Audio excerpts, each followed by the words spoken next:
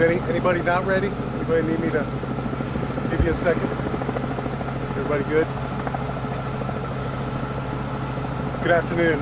The Fairfax County Police Department was here in this neighborhood at this address 2 days ago. We responded to a call for service for a dispute and a potential burglary in progress. That was Monday 2 days ago.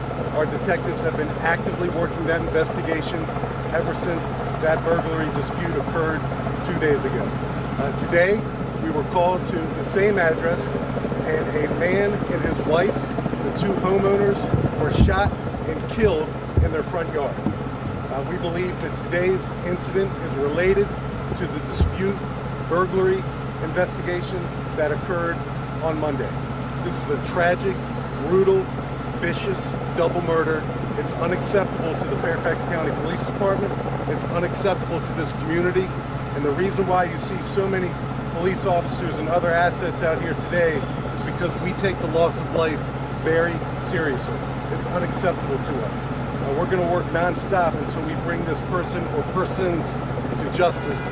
Major Ed O'Carroll is going to brief you on the particular circumstances of this very active and ongoing investigation. I can tell you this was not a random act of violence, not at all.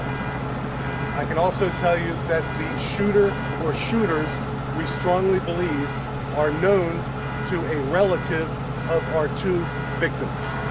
I'll say that again, the shooter or shooters, we believe, are known to a relative of our two victims. I offer my thoughts and prayers to this family for the tragedy, the unimaginable tragedy that they just endured. It's a horrific crime. Again, we're going to work very hard until we bring the folks responsible for this crime to justice. Major Ed O'Carroll will give you some additional details to include a description of a suspect vehicle, and he'll answer any other questions you may have. But what I want to do is give Major O'Carroll the opportunity to do that first. I'm not going anywhere. I'm going to be right here, and then we'll answer a couple questions. Major? Thank you, Chief. Appreciate that. Good afternoon. Major Ed O'Carroll. I'm the Bureau Chief of Major Crime, Cyber, and Forensics for the Fairfax County Police Department. I, too, offer my condolences to the family, but also, as the Chief said, our commitment to justice. The person or persons responsible will be brought to justice, but we need help. We need help from you, our local media outlets, our community, to look for a certain car. I'm going to be getting to that in a moment. But I want to back up to 9:20 this morning. 9:20 this morning, our 911 center received an urgent call of a breaking crime occurring in the 8000 block of Flint Street here in Springfield, in Fairfax County, Virginia. Our heroic officers responded rapidly to the scene.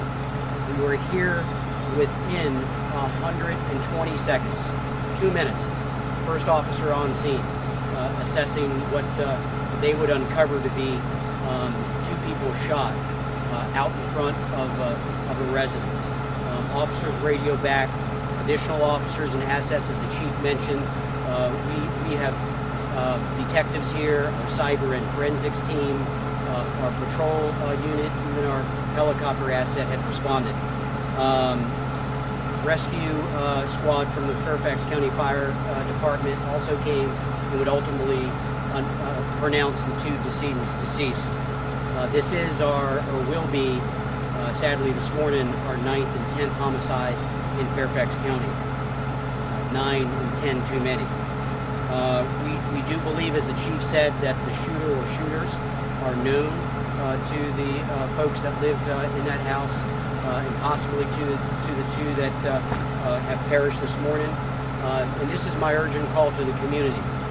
We have announced on social media, and I'll say it just to you all now. We are looking for a newer model Nissan, white vehicle, four-door. We believe around the 2018 model year, but it's a newer model Nissan. We believe it might have Maryland registration plates. We are working diligently to identify those responsible or the person responsible, and we'll quickly notify you, our community, once that is done. Sad tragedy. But I can tell you the Fairfax County Police Department, as the chief has shared with you previously, we're on it. We got our homicide unit here. We've got the best personnel working this case for again, the unfortunate event that unfolded here this morning. Chief, the neighbors say that this couple had maybe a teenage son. Have you had a chance to talk to the son at this point? Well, Bruce, as you know, this is a very active investigation. There were folks, family members inside the home when this murder, double murder, occurred. We have those folks at a safe place right now, and we're interviewing them. Not only interviewing them to see what they know about what happened this morning, but we have a responsibility to take care of them and their welfare. And we have a really robust victim services group of folks that are doing just that. So Bruce, yes, there were folks inside the home that we believe are family members when this incident occurred, and they're with us right now. Can you say how many in their specific relation? Were they the victim's children? I can't right now. I will say this because I know this to be true. I think one of the persons inside the home when our two victims were viciously gunned down is a son of our victims. There may have been more than one person inside the home. I don't know the relationship of that person or persons yet. Neighbors are saying that son may have been autistic. Is that true? So I'm not prepared to say anything about other family members right now. This is an ongoing investigation, and when we get to the point where we can share information like that, we'll certainly do so. And lastly, can we just confirm the two victims is a husband and wife, mother yes, and father? it's a husband and wife. They're adults. I don't have their ages. We'll certainly provide that when we have it.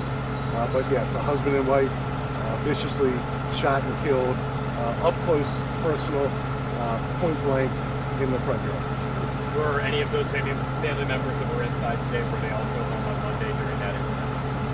I don't know the answer to that question, but as you can imagine, our Monday investigation continues and is now part of this double murder investigation. Were there two additional shooting victims that early reports had said?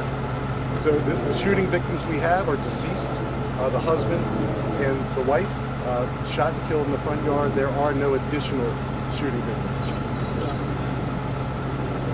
Chief, Bruce, neighbors said that some neighbors actually witnessed this shooting. Is that accurate? Well, Bruce, you can see there's a number of investigative assets out here. Detectives are canvassing the neighborhood. We're speaking to people right now. Anyone who has not yet spoken to a Fairfax County detective or a Fairfax County police officer who has information, we encourage them to contact us immediately. And we have already been in contact with many neighbors in this community. And we're hopeful that there's some camera technology in the neighborhood, and anyone with camera technology that they would like to share with the Fairfax County Police Department to help us solve this grotesque and heinous crime, we encourage them to do so as well. But you can't offer, you don't have any description of the occupants.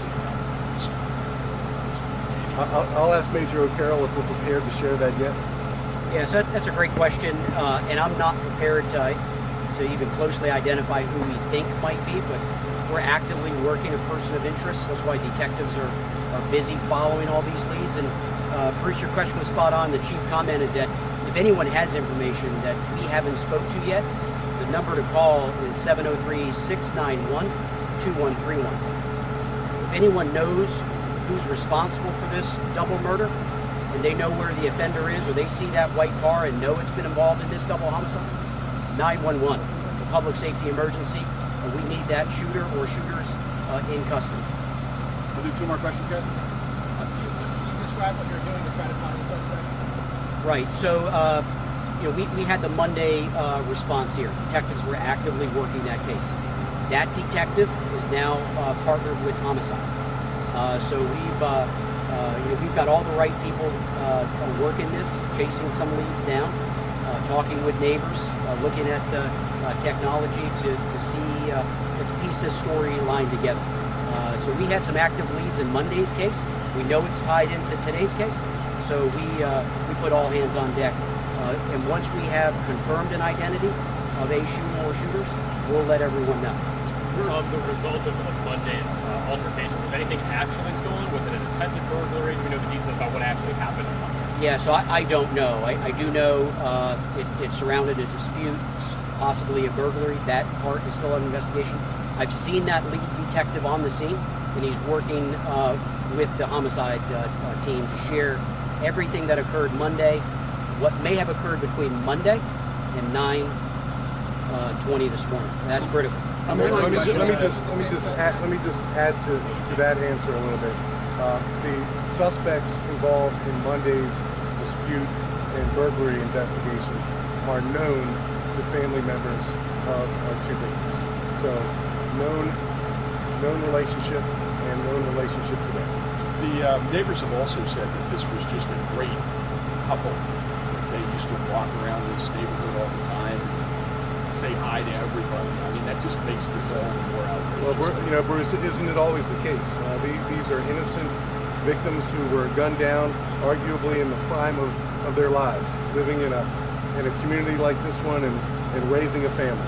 I don't have words to assuage the grief that the family has or the community has. I can only promise the family and promise the community that we're going to identify the shooter or shooters and introduce the shooter or shooters to the criminal justice system. And I just want to be clear, you said that the suspects are also known to the victims. The suspects, we believe, are known to relatives of the victims. Family members only. Yes. And just to be 100% clear, I mean, it seems pretty clear, but you believe that Monday's incident is connected to today's incident? Yes. How much longer do you think you guys will be out here today?